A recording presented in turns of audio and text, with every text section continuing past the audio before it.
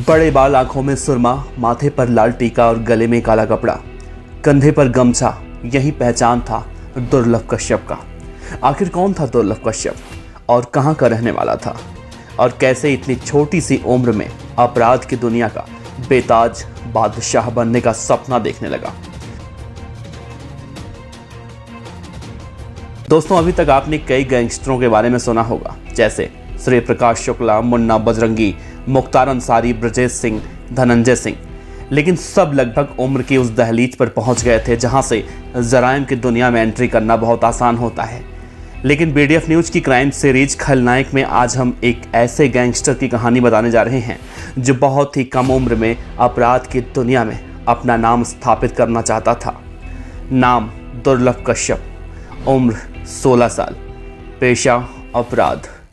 मध्य प्रदेश के उज्जैन जिले के कम उम्र के लड़कों के गिरोह का सरगना था दुर्लभ कश्यप। उसकी उम्र अपने भविष्य को संवारने की थी, लेकिन होश संभालने के साथ ही उसकी चाहत मशहूर होने की हो गई और अपने इसी सपने को पूरा करने के लिए उसने अपराध जगत में कदम रखा और अपने इस कदम में उसने सहारा लिया सोशल मीडिया का। उज्जैन जिले के उसके जैसे सैकड़ों युवा उसके साथ जुड़ते चले गए। पुलिस को चकमा देने के मामले में उसने बड़े बड़े अपराधियों को भी पीछे छोड़ दिया था और अपराध करने में दाऊद की राह पर था। लेकिन कहते हैं कि बुरे काम का बुरा नतीजा। एक दिन ऐसा आया जब एक गैंग वॉर में उसकी हत्या हो गई और वो हमेशा हमेशा के लिए मशहूर हो गया। दुर्लभ कश्यप उम्र के इस पड़ाव पर था जहां हर बच्चा बड़ा होकर डॉक्टर, इंजीनियर या पुलिस में जाकर बड़ा अधिकारी बनने का सपना देखता है, लेकिन उसे तो कुछ और ही बनना था। दुर्लभ युवकों के बीच काफ़ी फेमस था और उस दौर में 16-17 साल के युवा बहुत तेजी से उसके साथ जुड़ते चले जा रहे थे। अपराध की दुनिया में शामिल होने वाले युवक दुर्लभ कश्यप को एक आइकॉन की तरह देखने लगे थे। सोशल मीडिया के जरिए शहर में अपना खौफ फैलाने के लिए की गई पोस्ट में भी कश्यप का नाम चर्चा में रहता था। दुर्लभ कश्यप हमेशा अपने माथे पर गोल टीका, आंखों में काजल और गले में ब्लैक कपड़ा डालता था। अपनी इस लाइफ स्टाइल की वजह से वो और भी चर्चित रहता था। आखिर दुर्लभ की मौत कैसे हुई, ये भी हम आपको बताएंगे। 2 साल पहले दुर्लभ कश्यप ने अपने फेसबुक वॉल पर एक पोस्ट डालकर दहशतगर्दी फैलाने का काम शुरू किया और उसने बाकायदा इसके लिए रेट तय कर दिया। दुर्लभ जैसे कपड़े पहनता था, उसके गैंग के सदस्य भी ठीक वैसे ही कपड़े पहना करते थे, या फिर यूं कहें कि उसकी गैंग का ये ड्रेस कोड बन चुका था। ये गैंग सोशल मीडिया पर पोस्ट के जरिए लोगों को अपनी तरफ आकर्षित करता था। इस गैंग का फेसबुक पोस्ट होता था, अगर कोई गैंगस्टर किसी को परेशान कर रहा हो या कोई विवाद हो, कोई भी बात हो, छोटा हो बड़ा हो, हम सब निपटा देंगे। और धीरे धीरे पूरे उज्जैन शहर में इस गैंग के नाम की तूती बोलने लगी।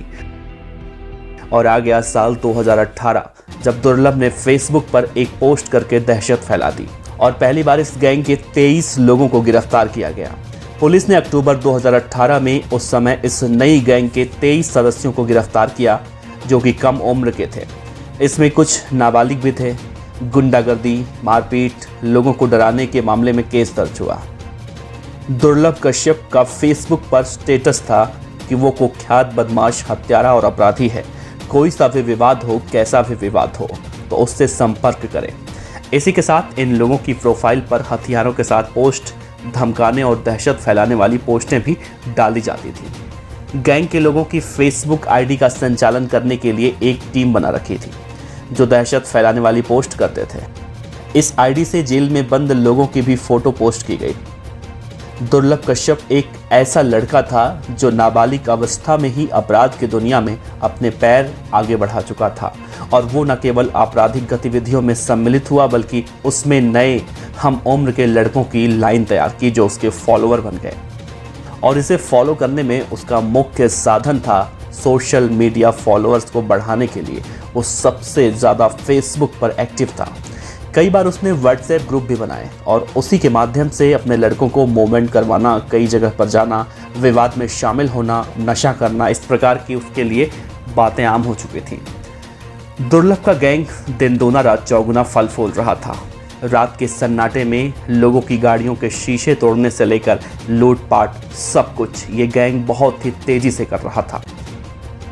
और फिर इस बारे में वहां के एसपी सचिन अतुलकर को इस बारे में खबर मिली और सबको पकड़ा गया। इस गैंग के अपराधों की हिस्ट्री इतनी थी कि एसपी सचिन अतुलकर ने बाकायदा हिस्ट्री शीट भी बनवाई, लेकिन उसके खिलाफ ज़्यादा मामला नहीं बना क्योंकि वो और उसके गैंग के सदस्य नाबालिग थे और उसे बाल सुधार गृह भेज दिया गया। और वो जब 18 साल का हुआ तो पुलिस ने कार्रवाई की और उसे इंदौर के जेल में शिफ्ट कर दिया गया। पुलिस की इस कार्रवाई के बाद दुर्लभ के गैंग की कमर टूट चुकी थी। कहा जाता है इसी बीच तत्कालीन एसपी सचिन अतुलकर जेल का दौरा करने गए तो उनकी मुलाकात जेल में दुर्लभ कश्यप से हुई। तो उन्होंने उससे कहा कि तू अपनी उम्र से ज़्यादा दुश्मन बना चुका है, इसीलिए तू जेल में रह और यहीं पे तू सुरक्षित रहेगा। उसके बाद दुर्लभ डर के मारे 1 साल तक जेल से बाहर नहीं आया और जब बाहर आया तो फिर से उसी कांड को अंजाम देने लगा जिसकी वजह से वो जेल गया था। दुर्लभ ने जेल से बाहर आते ही 24 जनवरी 2020 को एक बीजेपी नेता के बेटे को किडनैप कर रंगदारी मांगने लगा और इस मामले में पुलिस ने 1 जुलाई 2020 को कार्रवाई करते हुए दुर्लभ गैंग के 2 लोगों को उठा लिया। जब मालूम चला बीजेपी नेता के बेटे को ये लोग मारते हैं और मारपीट का वीडियो भी बनाते हैं और धमकी देते थे कि जब तक पैसे नहीं मिलेंगे तब तक ऐसे ही चलता रहेगा। इन सबको देखते हुए पुलिस ने दुर्लभ और उसके साथियों के ऊपर 10-10 हजार रुपए का इनाम रख दिया। दुर्लभ जब जेल से बाहर आया तो उस दौरान देश में लॉकडाउन लग चुका था। तब वो इंदौर में रहने लगा और लॉकडाउन खत्म होने के बाद उज्जैन में अपनी अध्यापक मां के पास आकर रहने लगा और दोस्तों के साथ घूमना, पार्टी करना, लोगों को लूटना, ये सब कुछ चलता रहा। जेल से बाहर आने के बाद दुर्लभ अपने आप को बहुत बड़ा डॉन समझने लगा था। पुलिस की निगाहें अब दुर्लभ से हटकर और अपराधियों पर जा चुकी थी। लॉकडाउन चल रहा था, अपराध अपने चरम पर था। दुर्लभ भी रोजाना रात में पार्टी करने और गुंडागर्दी करने में मशगूल था। लेकिन वो दिन भी आ गया जब दुर्लभ का अंत होने वाला था। उस रात कुछ ऐसा हुआ जिसके बाद दुर्लभ का आतंक उज्जैन से हमेशा हमेशा के लिए खत्म हो गया। एक रात दुर्लभ अपने साथियों के साथ रफीगंज इलाके में एक चाय वाले से चाकू की नोक पर रंगदारी मांगता है और वहां से फरार हो जाता है। चाय वाला अमन उर्फ भूरा लूटने के बाद माधवनगर थाने में जाता है शिकायत करने, लेकिन उसकी शिकायत नहीं सुनी जाती।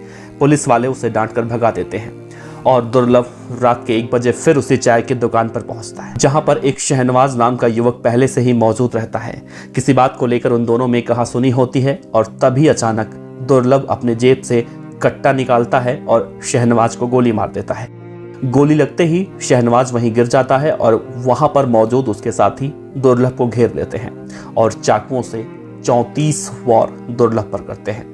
दुर्लभ को घिरता देख उसके साथी पहले ही भाग जाते हैं, जिसका परिणाम ये हुआ कि जराइम की दुनिया में अपना नाम कमाने की चाहत रखने वाला एक 20 साल का दुर्लभ गैंग वॉर में चाकुओं के 34 वार से मारा गया। इस घटना का मुख्य गवाह बना वो चाय वाला और उसकी निशानदेही पर दुर्लभ के कई साथियों को गिरफ्तार भी किया गया। लेकिन गिरफ्तार होने के बाद दुर्लभ के एक साथी अभिषेक ने कहा कि शहनवाज को गोली लगने के बाद जब उसके साथी दुर्लभ को चाकुओं से मार रहे थे तो चाय वाले अमन उर्फ भूरा ने चिल्लाकर कहा था कि शादाब भाई, जान से मार दो उसको, उसे जिंदा मत छोड़ना। पुलिस अपनी जांच पड़ताल में लगी रही और दुर्लभ कश्यप की हत्या के करीब 2 महीने के बाद यह खबर आई कि इस हत्याकांड का मुख्य आरोपी शिराज बाबा उर्फ चाय वाले ने जेल में आत्महत्या कर ली। दोस्तों, दुर्लभ कश्यप की कहानी बताने का मकसद हमारा सिर्फ और सिर्फ इतना है कि बुरे काम का अंजाम बुरा ही होता है। जब दुर्लभ की मौत हुई तो उसके पिता रजनीश कश्यप ने मीडिया से बातचीत करते हुए कहा था कि कोई भी उनके बेटे के जैसा ना बने, और इस तरह से खत्म हुआ उज्जैन शहर से आतंक का पर्याय बन चुके दुर्लभ कश्यप का डर। दोस्तों, खबर कैसी लगी अपने विचार जरूर देना।